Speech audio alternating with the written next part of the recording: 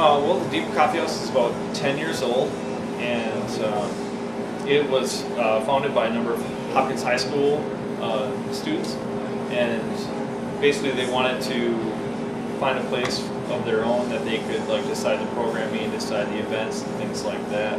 So, kind of fast forward, to where we are now. We have a board of students from a number of high schools in the Twin Cities metro, and they continue to decide programming, make suggestions on building improvements, sound and stage improvements, and things like that. I guess we're probably primarily known for our music events is what a lot of students know us for. Some people might not even know that we have music events. They might come here during the day for just meetings or regular commuter traffic and things like that, or just to get a good cup of coffee. So that's kind of where we're at today, and I'm the program coordinator, and so kind of historically there's only been one full-time person on the project side of things to kind of do those efforts. So sometimes I'm behind the counter serving coffee, other times I'm working on our booking pages and getting bands to sign up for shows and things like that, or running our open mic and different things like that. How happy are you with the program? I'm quite pleased. I think there's definitely room to grow. There's some other opportunities that haven't really fully developed yet, and others that probably could be expanded. But it's kind of largely waiting for a student to kind of come forward and really want to take control of one of those events, and to kind of do the full implementation of it, and we'll take it from there. But that's kind of the nice thing about the depot is it's really dependent upon whatever our board of students want to do, so it can radically change year to year depending on who we have on our board and what their interests are and what they think our mission should take us. What kind of services do you provide for the students? Basically just kind of an opportunity to be youth and serve youth. So they attend meetings and they run the meetings. As far as voting on different things and stuff like that, I can't even vote. So I'm kind of an advisor role.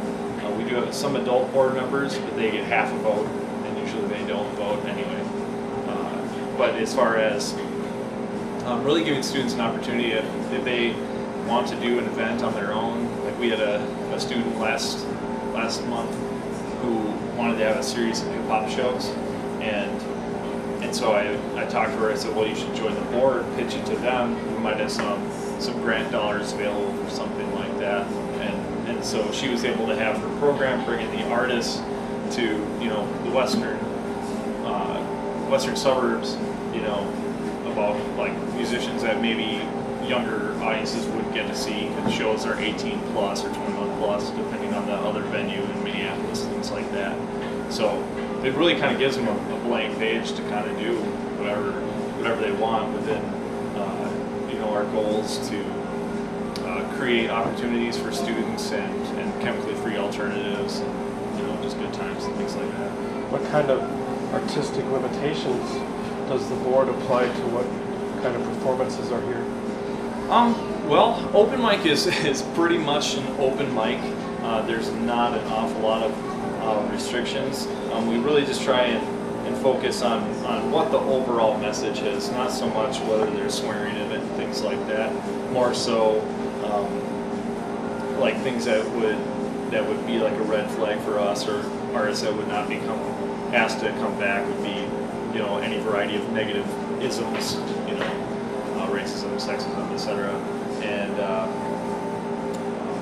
promotion of drugs and alcohol. If that was really what this performer was all about, we probably would ask them to either not perform that kind of material, or probably tell them that this is not a place that they can do that. I see that the Depot Coffee House is on the City of Hopkins website, along with the Hopkins Center for Arts.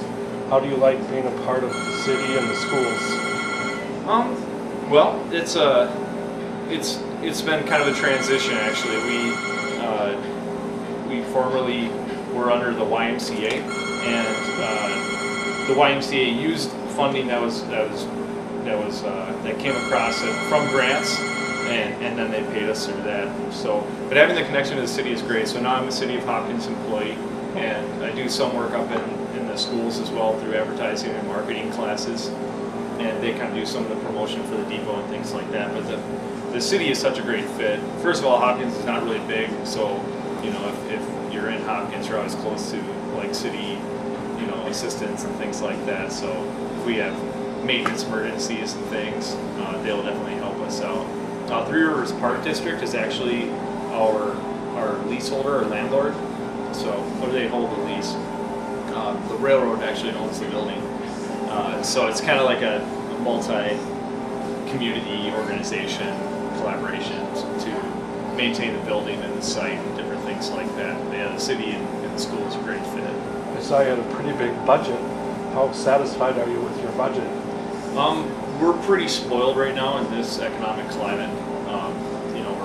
We've actually expanded our staff in the last couple of years. I mean, we've gone from one staff person to 3, and depending on how long those grants for specific positions will carry us through, that will kind of determine who we can keep on for staff, and we'll have to make some priorities there. But I really can't argue. I know a lot of nonprofits are really struggling right now, and we're definitely lucky to still be around and to have the support that we have from the local community and the state.